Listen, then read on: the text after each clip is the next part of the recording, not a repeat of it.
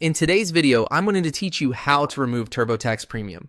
If you accidentally selected the premium version or you simply decided you don't need the extra features that come with it, the good news is that the process is usually very quick.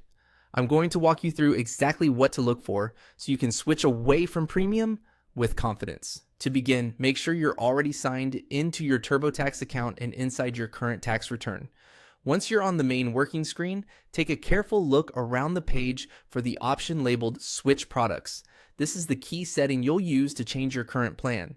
Depending on your screen size or device, it may appear in a menu near your product details or in an account-related section. So take a moment to locate it before moving on. When you find Switch Products, go ahead and click it. This opens the area where TurboTax lets you compare or change your current version. The reason this matters is that TurboTax Premium is one of several product tiers, and this section is where you can move to a lower cost option if Premium is more than you need. After clicking that option, you should then see a downgrade choice. This is the part that allows you to remove Premium and switch to a lower tier product. Read the wording on the screen carefully so you select the downgrade option that matches what you want.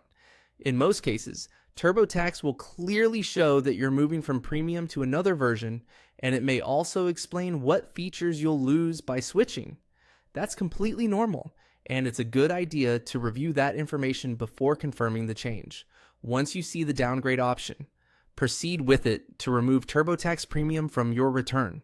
If the page takes a moment to load or refresh, just give it a few seconds. Some accounts also display a confirmation message or updated product name afterward, which helps you verify that the change was successful. As a quick tip, before leaving the page, double check that your selected product has actually updated. That way, you can be sure you're no longer on the premium plan.